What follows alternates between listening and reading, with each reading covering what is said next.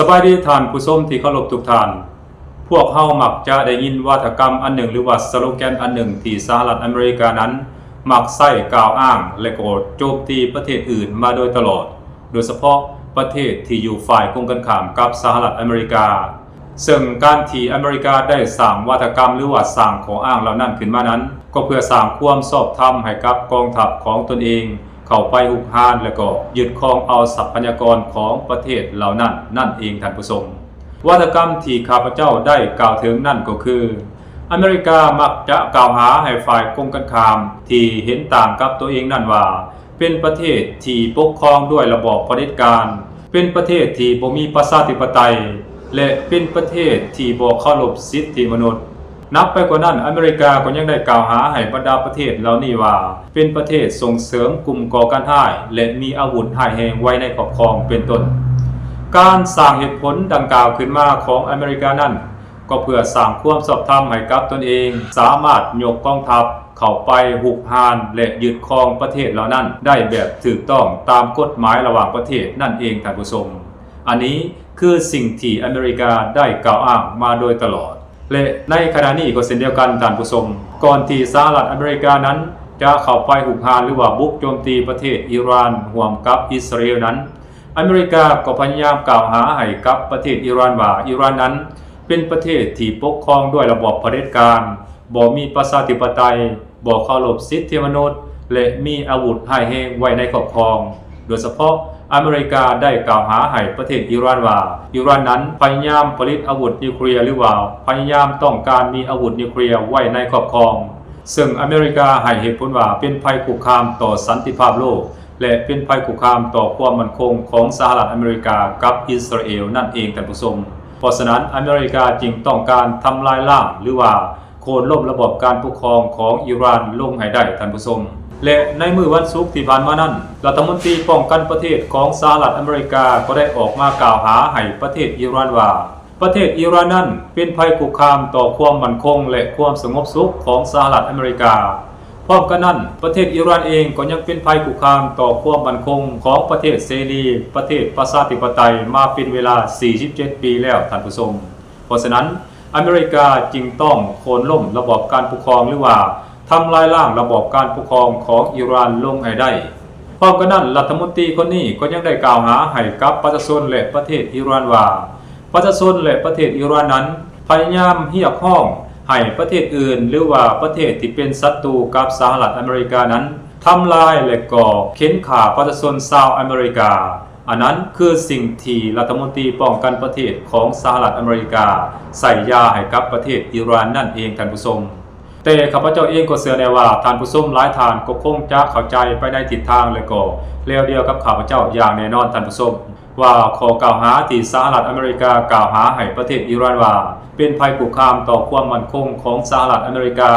และเป็นภัยคุกคามต่อประเทศประชาธิปไตยและประเทศเสรีมาเป็นเวลา47ปีนั้นมันเป็นความจริงหรือบ่หรือว่าเป็นเรื่องที่อเมริกาเสกสรรปั้นแต่งขึ้นมากันแท้ท่านผู้ชมตามที่ข้าพเจ้าเข้าใจและสังเกตได้นับตั้งแต่ข้าพเจ้าเกิดได้ใจมานั้นข้าพเจ้าก็สังเกตเห็นว่าสำหรับประเทศอิหร่านนั้นแม้นบ่ได้เคยยกกองทัพของตนเองนั้นออกไปหุกหานประเทศอื่นจักเทื่อโดยเฉพาะกองทัพของอิหร่านนั้นแม้นบ่เคยยกกองทัพเข้าไปหุกหานหรือว่าบุกโจมตีแผ่นดินใหญ่ของสหรัฐอเมริกาจักเทื่อหรือประเทศพันธมิตรของสหรัฐอเมริกาอันนั้นคือความเป็นจริงที่มันเกิดขึ้นสำหรับประเทศอิหร่านและความเข้าใจของข้าพเจ้าคือแนวนั้นหมายความว่าอิหร่านนั้นบ่ได้ยกกองทัพไปโจมตีประเทศนั้นประเทศนี้ดังที่อเมริกาเคยเห็นผ่านมาท่านผู้ชมเพราะฉะนั้นคำว่าอิหร่านเป็นภัยคุกคามต่อความมั่นคงของสหรัฐอเมริกาและเป็นภัยคุกคามต่อความมั่นคงของประเทศเสรีประเทศประชาธิปไตยนั้นถือว่าเรื่องดังกล่าวนั้นเป็นเรื่องหลอกลวงหรือเป็นเรื่องที่บ่มีมูลความจริงโดยสิ้นเชิงท่านผู้ชมอันนั้นคือความเข้าใจของข้าพเจ้าบัดนี้เฮามาเบิ่งกันว่าแท้จริงแล้วแม่นประเทศใดกันแท้ที่เป็นภัยคุกคามต่อความมั่นคงของโลกหรือว่าเป็นภัยคุกคามต่อความมั่นคงของสันติภาพโลกกันแท้ขณะเดียวกันแม้นประเทศใดที่ยกกองทัพของตนเองนั้นออกไปหุกหานประเทศนั้นประเทศนี้นับตั้งแต่สงครามโลกครั้งที่1สงครามโลกครั้งที่2และก็สงครามเย็นหลายที่สุดเท่าที่เคยมีมาและก็เท่าที่ประวัติศาสตร์โลกบันทึกมาท่านผู้ชม นั่นก็คงจะหนีบ่พ้นประเทศสหรัฐอเมริกาอย่างแน่นอนท่านผู้ชมนับแต่สงครามโลกครั้งที่1สงครามโลกครั้งที่2และก็การสิ้นสุดสงครามเย็นนั้น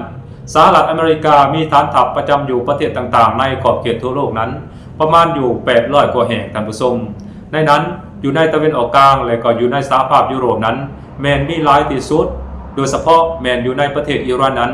สหรัฐอเมริกาพยายามปิดล้อมประเทศอิหร่านเป็นการใหญ่บ่ว่าจะเป็นฐานทัพของสหรัฐอเมริกาที่อยู่อ้อมรอบประเทศอิหร่านเช่นว่ากาตาร์บาห์เรน UAE คูเวตซาอุดิอาระเบียเป็นต้นก็ล้วนแล้วแต่มีฐานทัพของสหรัฐอเมริกาประจำการอยู่ทั้งนั้นและกองทัพเหล่านี้ก็ถือว่าเป็นเครื่องมือรับใช้ให้กับสหรัฐอเมริกาในการหุกหานประเทศอื่นโดยเฉพาะอยู่ในภูมิภาคตะวันออกกลางบ่ว่าจะเป็นหุกหานลิเบียซีเรียอิรักเป็นต้น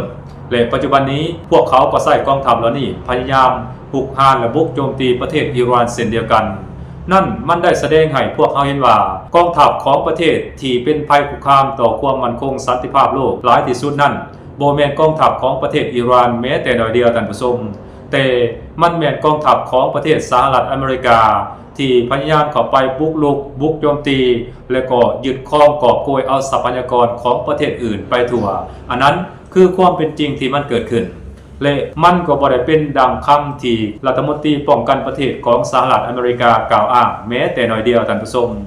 ประเทศที่ส่งเสริมและสนับสนุนกลุ่มก่อการร้ายโดยเฉพาะกลุ่ม ISIS กลุ่มอัลกออิดะห์กลุ่มอัลไคดะห์และกลุ่มก่อการร้ายอื่นๆในตะวันออกกลางนั้นก็ล้วนแล้วแต่เป็นกองทัพหรือว่าประเทศสหรัฐอเมริกาทั้งนั้นประเทศที่มีอาวุธนิวเคลียร์ไว้ในครอบครองก็ล้วนแล้วแต่เป็นประเทศสหรัฐอเมริกาบ่แม่นประเทศอิหร่านแม้แต่น้อยเดียวท่านผู้ชม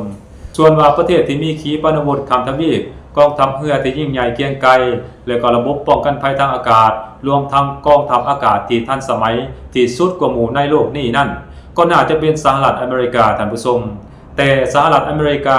กลับไปกล่าวโจมตีประเทศอิหร่านว่าอิหร่านนั้นพยายามมีอาวุธร้ายแรงไว้ในครอบครองพยายามมีอาวุธนิวเคลียร์ไว้ในครอบครองทั้งที่อิหร่านนั้นยังบ่ทันมีอาวุธนิวเคลียร์หรือว่าอาวุธร้ายแรงไว้ในครอบครองแม้แต่น้อยเดียวท่านผู้ชม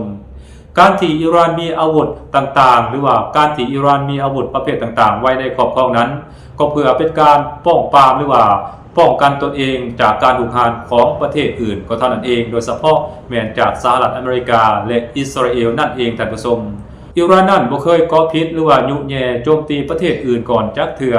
ในทางกลับกันบรรดาประเทศเพื่อนบ้านของอิหร่านนั้นโดยเฉพาะแม้นซาอุดิอาระเบียบาห์เรนกาตาร์ UAE กุล้นแล้วแต่ตกเป็นเครื่องมือหับไส้และถูกยุแย่จากสหรัฐอเมริกาให้ก่อพิษกับอิหร่านทั้งนั้นท่านผู้ชม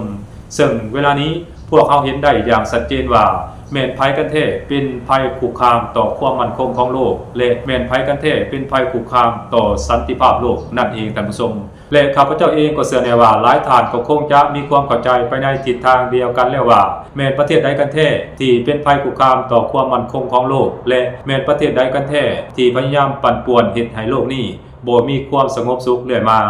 นั่นก็คือสหรัฐอเมริกานั่นเองท่านผู้ชมอันนั้นคือข้อมูลข่าวสารต่างๆที่ข้าพเจ้าได้นำมาเว้ามาเล่าให้บรรดาท่านผู้ชมได้รับชมรับฟังนำกันในวิดีโอนี้และมันก็แตกต่างกับการโฆษณาชวนเชื่อและมันก็แตกต่างกับการกล่าวอ้างของการนำหรือว่ารัฐมนตรีป้องกันประเทศของสหรัฐอเมริกาอย่างสิ้นเชิงท่านผู้ชมสบายดี